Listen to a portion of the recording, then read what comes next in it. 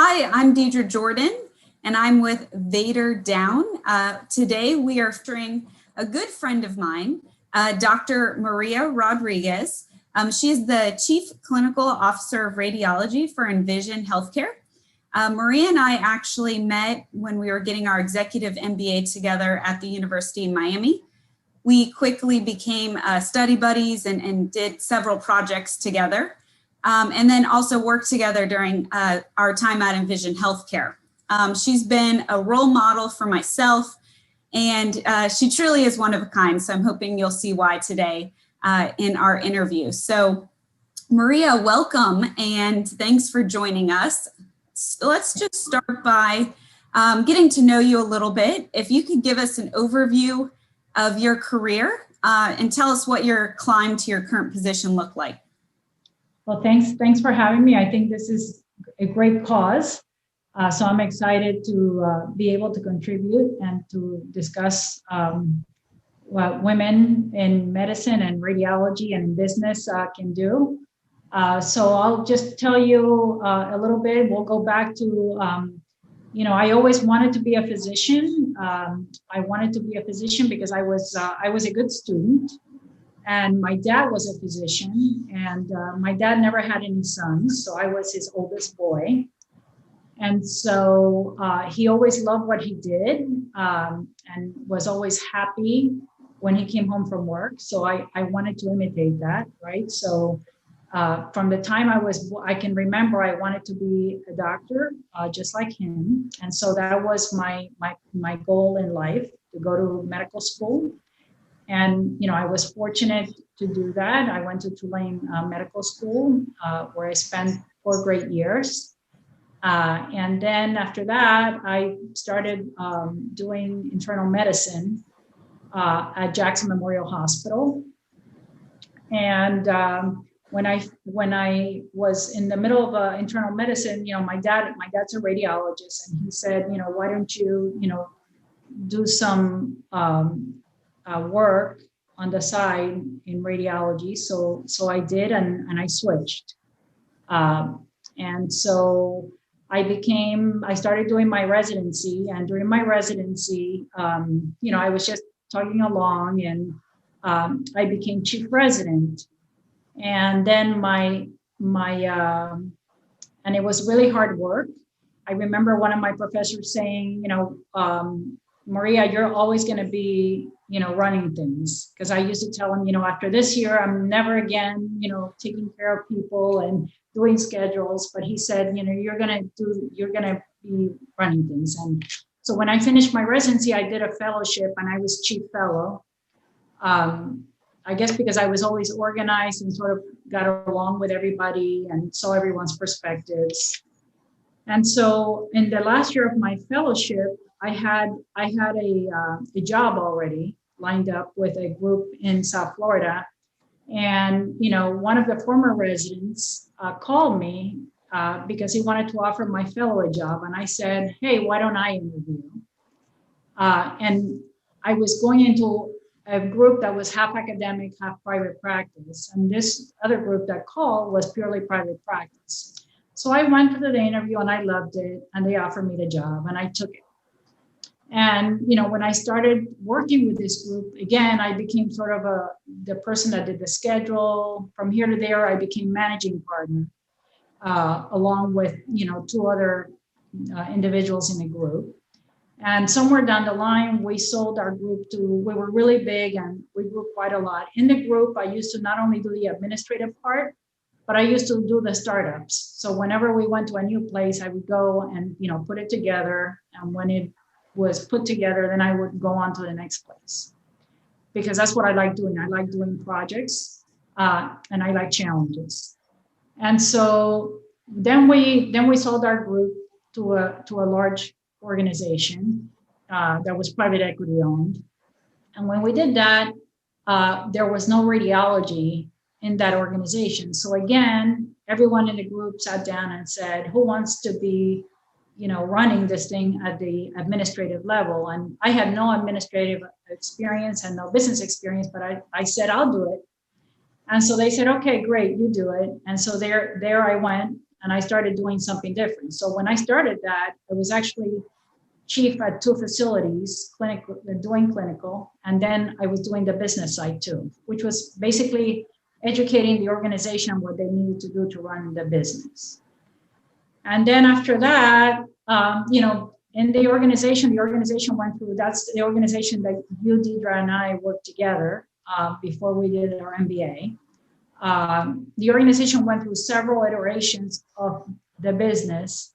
And as each iteration went to be, I was in the administrative side and did different roles. So I served as chief medical officer, I served as vice president, and then I served as president, and then today I'm the chief clinical officer. So even though I have been in the organization now for 16 years, I've served many roles and done many different things, and each iteration of the organization is sort of a different business. And so that's just basically how my life went. If you had told me 20 years ago that I would have not been practicing medicine when I went into medical school, I would have said, I never could have imagined that I was going to wind up here. And, pretty much on the business side, today I don't do any clinical. I'm just completely on the business side of things. And so that's where life took me. So Maria, you said 16 years working with the current organization you're with. How many years into that did you make the transition to not doing any, practicing clinically? And how did you make that transition? Because it is obviously a big step from being a doctor to now being, really a businesswoman full time. 10 years into the organization, I stopped, and it was because I was getting so busy on the other side that I really wasn't doing anything. I didn't feel fulfilled in either job.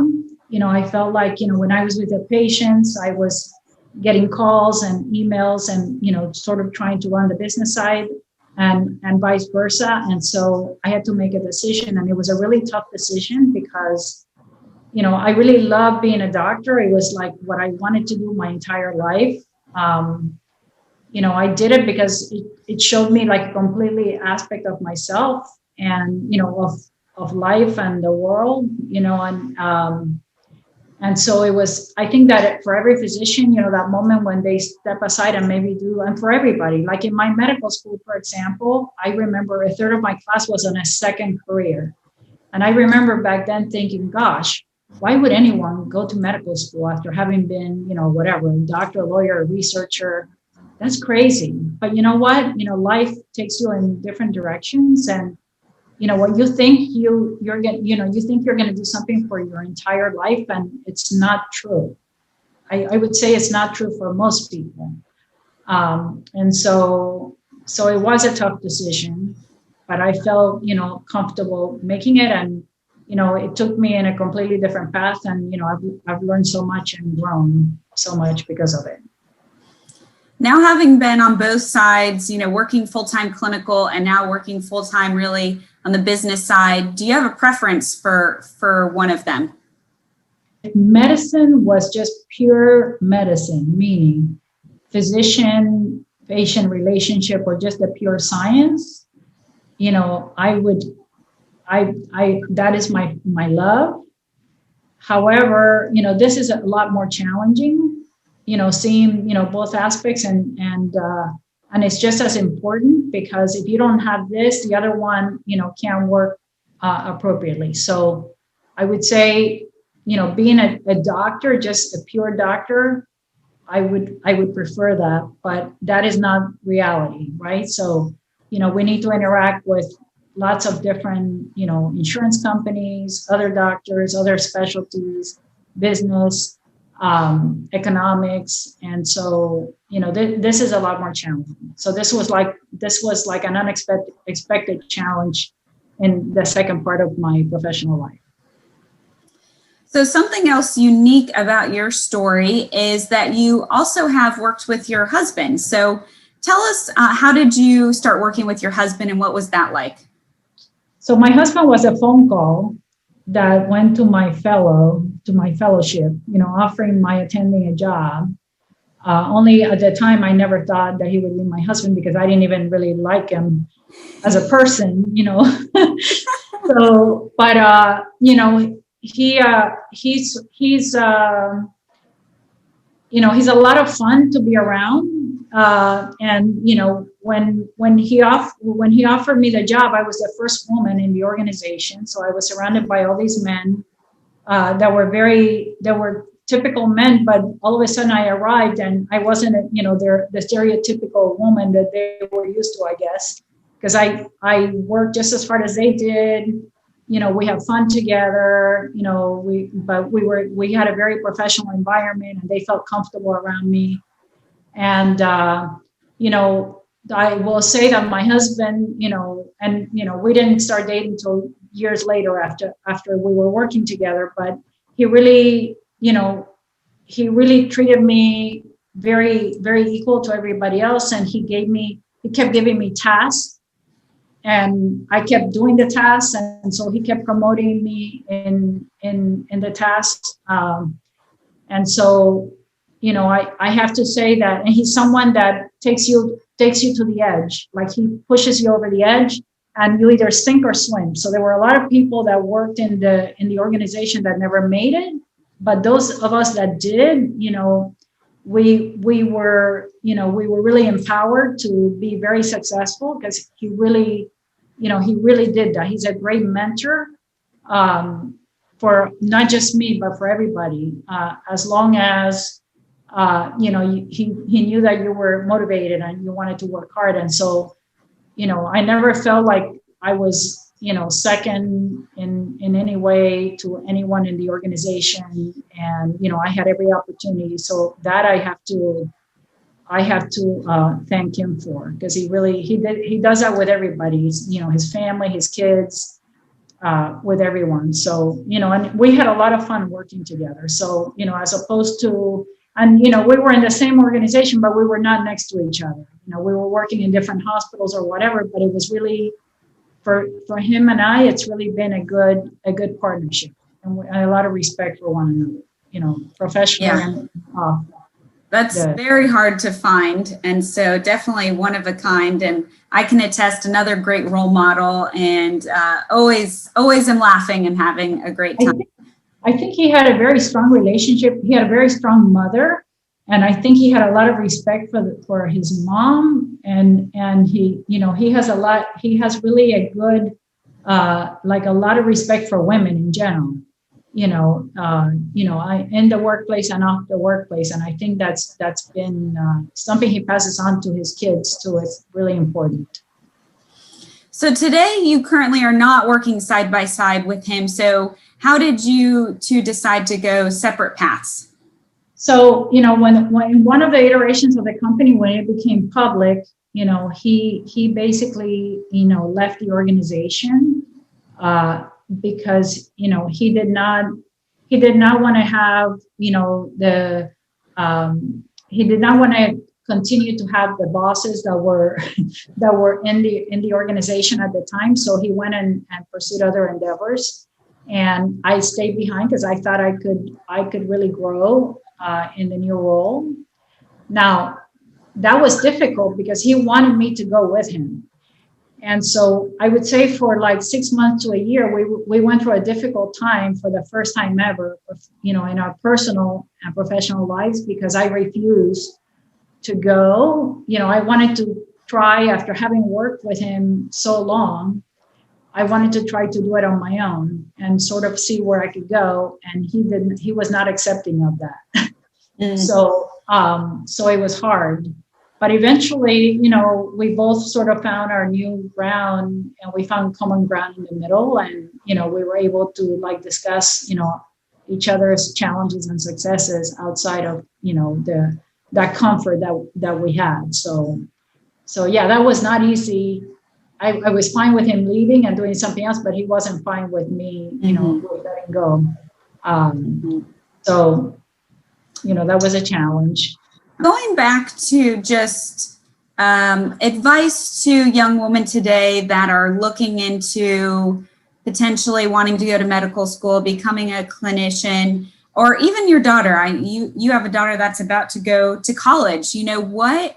what advice do you give comes to deciding, is the medical field right for me? Yeah. Well, I think the medical field is a great field for anyone. I think that things have completely changed today. And it's sort of like the way you look at things. Like, I never grew up, in a traditional sense, thinking that I wanted to be a mom and, be a housewife. That never even entered my mind. I was wanting to go to medical school, and that was my goal. And I didn't even think of, the other things. I didn't think of it as a career. I thought, that just either comes with life or it does. And it really wasn't front and center. So I think that you just have to, follow whatever your dream is, follow your dream. I would say, take care of yourself. Don't depend on anybody. Just sort of like really focus on what is it, where do I see myself 10 years from now, 15 years from now? And then the other things, just sort of life just happens. And that's with a career or with your personal life. Either way, just really, look inside yourself. And if you don't know, just sort of search around for it. I think that, you shouldn't, just because you're a woman or, that should not be, I have my kids in my 40s. And so, even that, just comes when it comes, and, everybody has a different path in life. So just because you're female or, you think, I only have 35 years to have kids or whatever, don't let any of that stop you. Think, things will just fall into place. And, that's the advice that I would give any girl. Great advice. Yeah, great advice.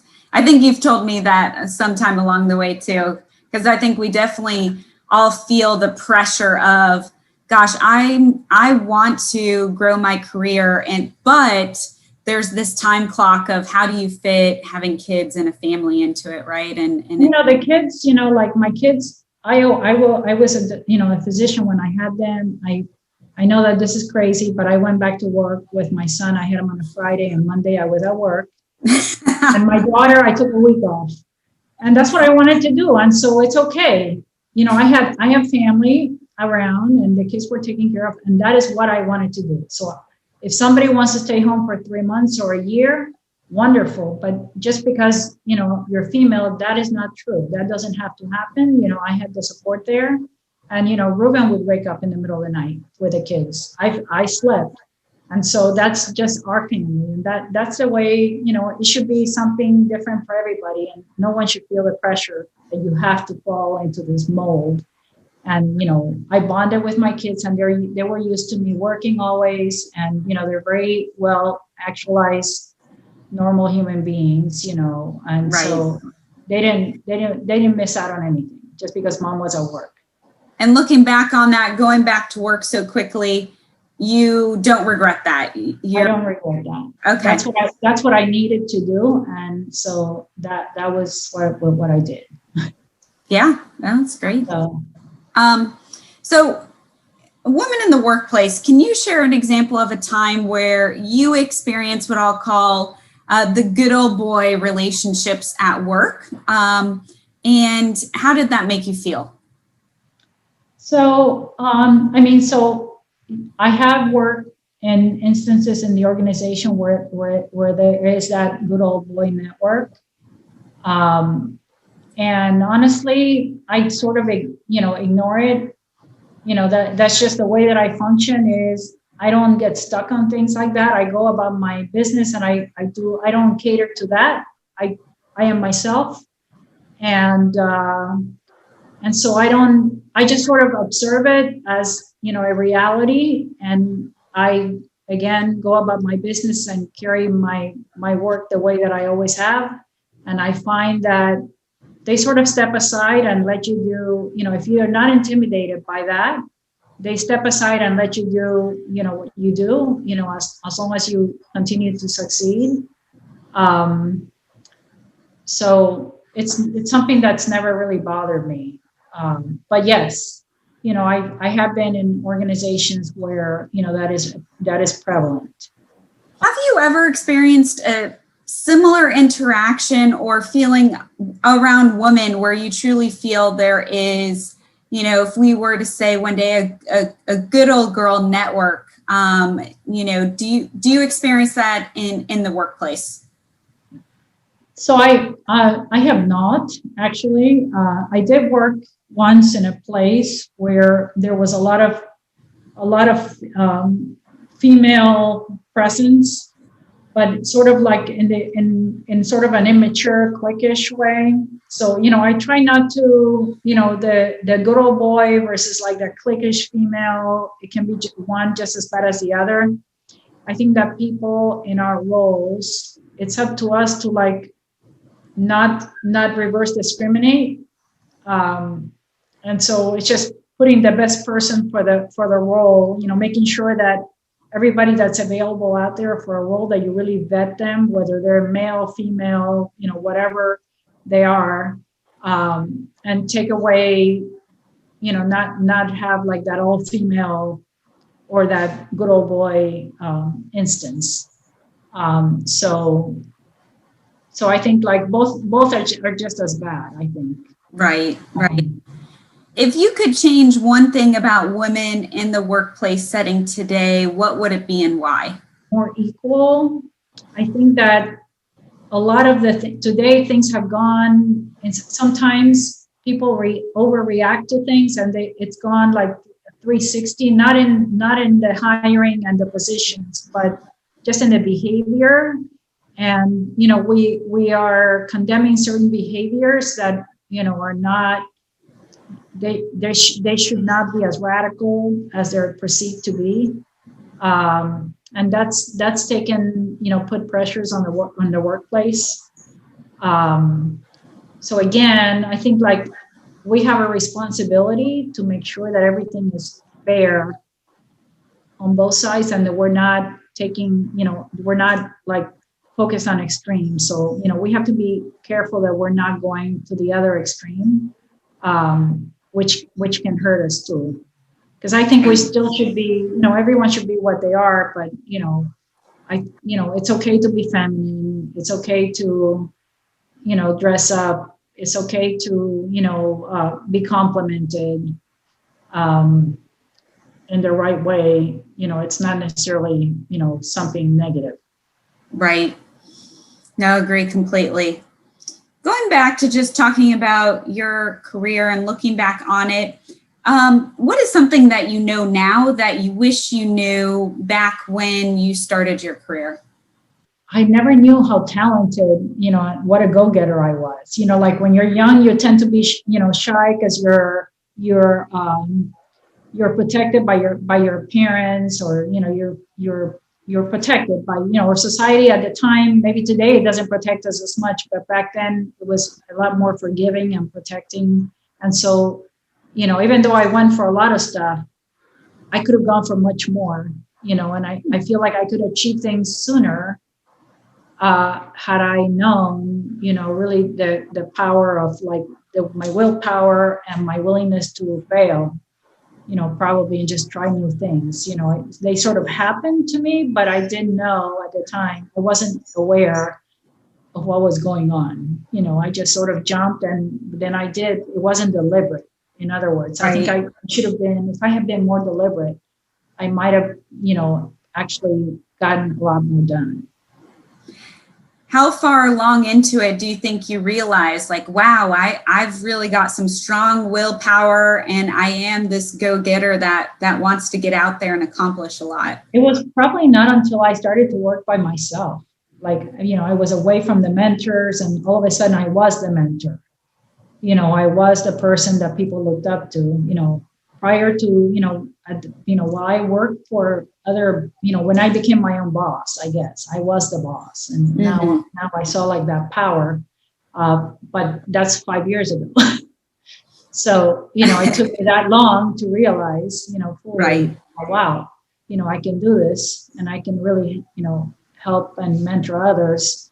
It didn't happen before that. Did you always have confidence in yourself from the beginning? I did. I mean, it wasn't obvious, but I think I did. There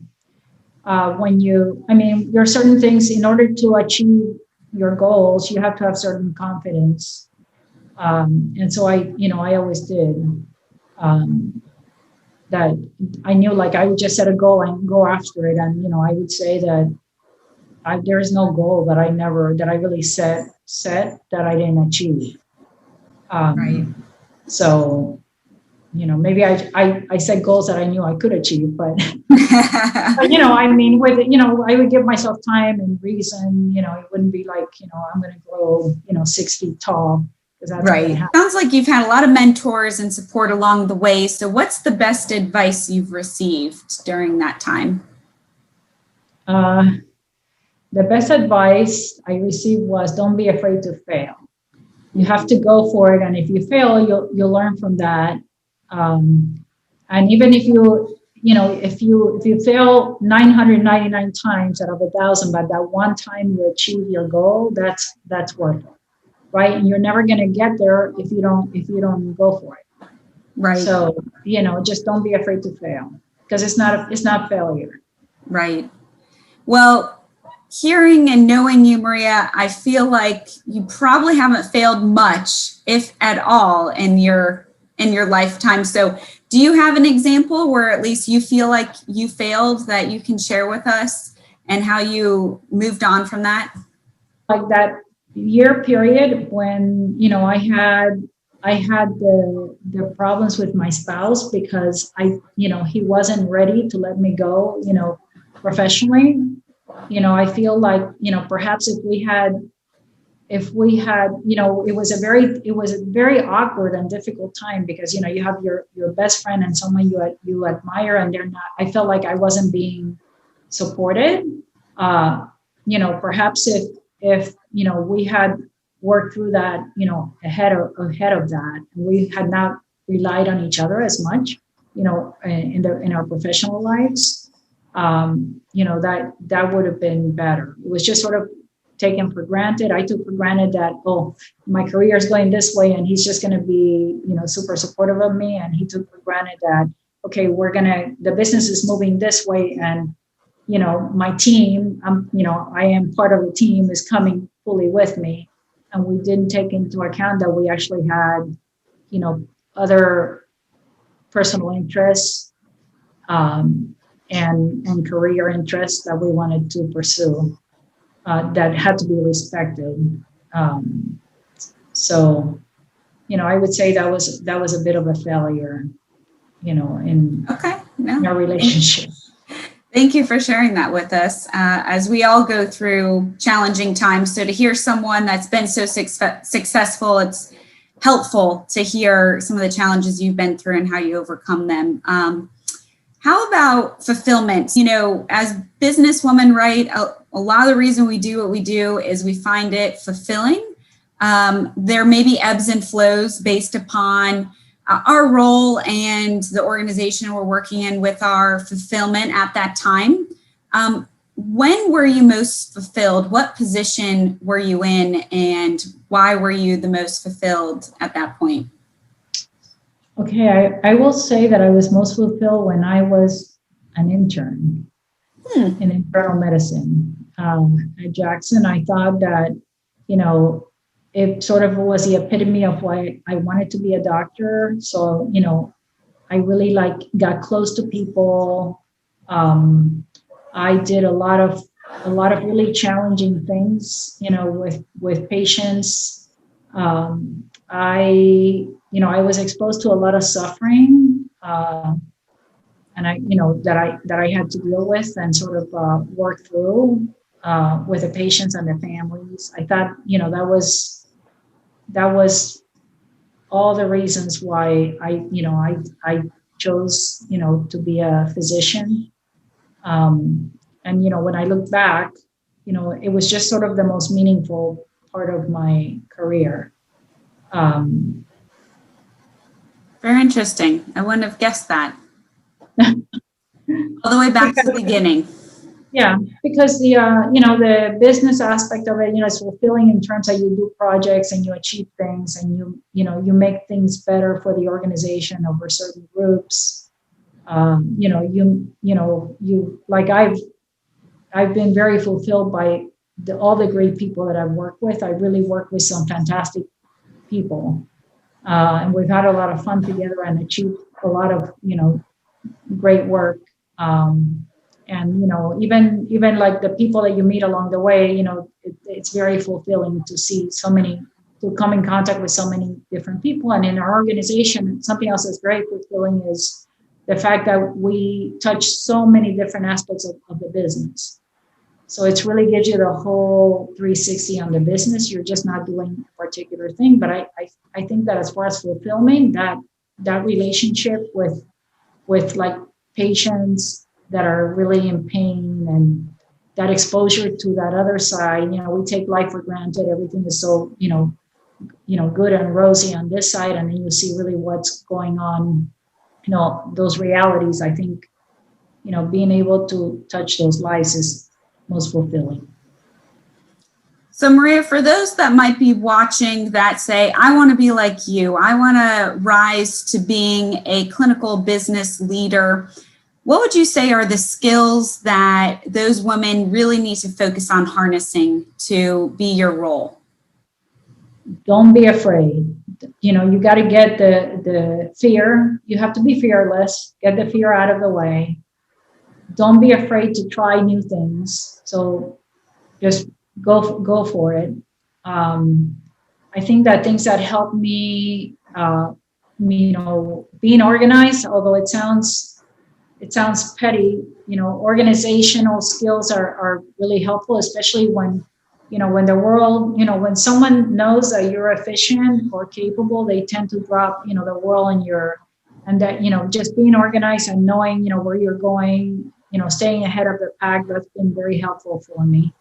But, the most thing is just resiliency and fearless, just try it. And if it doesn't work, try something else. Or, don't be afraid. That's how you grow. It's important to grow, on a daily basis, because if not, you just get stuck and it's not life, right? Life is a roller coaster. Get on the roller coaster. Yeah, absolutely. I agree. Being fearless, or even at least if you have the fear, right? Like you said, just taking that leap of faith, I think is key. And I'm not, I'm not a dreamer. So there's a difference, right? Like you say, my husband's a dreamer. He goes for the stars. I'm very grounded, but I still I'm railroading for things. I'm not afraid to go after, whatever. I'm not afraid of what comes. So I think that's my super skill. Mm-hmm. You're very practical. My experience with you. How do you deal with stress? Okay, so how I deal with stress? What stress? Doesn't exist. Whenever I'm upset or stressed, well, I exercise a lot. That I like to do every kind of anything that will come my way. So that's a way of just getting out of detaching myself from anything out there. But I think whenever I get stressed, I sort of let things settle. I step back and I just, I sleep on it overnight. I don't make any quick decisions or let anything take me, because at the end of the day, if I don't resolve it, things resolve by themselves. So, you just have to, you can't get in the moment. Some things you just have to accept. And usually the whatever happens for the best. I know it's cliche, but, I have the ability to separate my mind from reality and shut it. And if I have to do that, that's what I do. So how did you, that's a hard skill. I think of it as compartmentalizing, right? You're able to take something, kind of put it in a box, put it on a shelf, and say, I know there's a lot going on right now, but I'm not going to let it affect my day to day. Is there any advice you give of how do you actually flex that muscle and become good at that? Well, the way that I did it, I was the most impatient person in the world, but being in a household full of kids and a husband that's very high powered, I had to do that because otherwise the house would have blown up. So it was a skill that, it was sort of a management skill that I acquired, over time at home, living with all these type A personalities. And someone had to step back and sort of like bring them in. And but yes, compartmentalizing and sort of like addressing the issue when you're in your best to address it. And just sort of like knowing what is a priority. What do I need to do right now? And you may not need to do anything, and so that sort of compartmentalization is very helpful in dealing with everything. And, you're just like, again, you just prioritize it. Do I really need to get stressed about this? Most of the time, no, it's silly. Right. And so that's how we do it. But I did gain the skill when I was by myself. I was a very different animal than when I had so many people to take care of. No, that's great advice. So who is the chief investment officer of your household? And what I mean by that is, who really is leading any investment activities for kind of your own personal finances? So that's me. Aren't we all like the chiefs over the household too? I'm the CEO at home. So I'm the one that I don't even know. My husband doesn't even know how many bank accounts we have. So I do everything. I've always done everything for all the kids. I even do everything for him, and that's just by design because he felt comfortable. I felt comfortable. And, I'm not as trusting as he is, the other way around. So I just have to, I'm the one that does everything. Yeah, no, and that's great to hear. I think part of Vader down and what I hope to instill in some of the women watching, right, is that women should be involved in those decisions at home. And so definitely advocating and empowering for that too.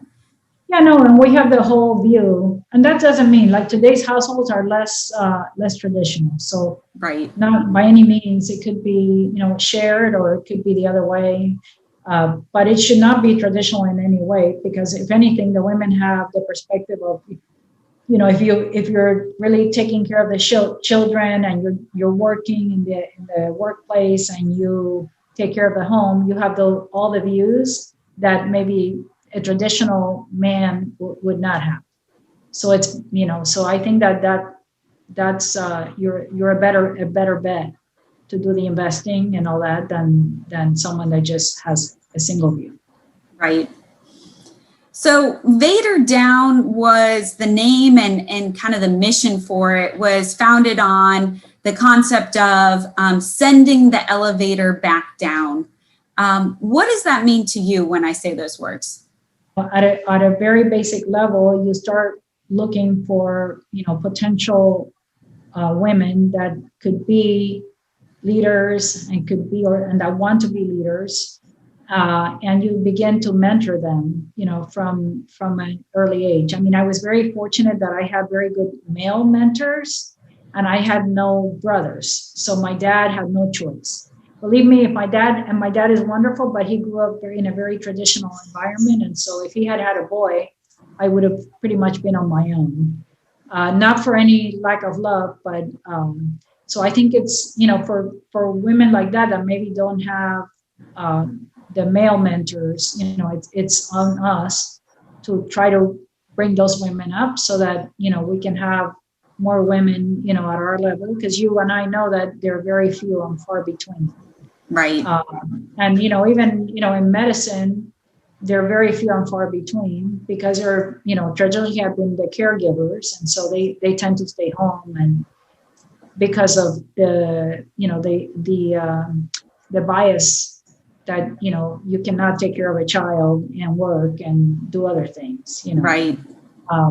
So, and maybe some of that bias comes from the men because they usually can do job. No, I don't mean that.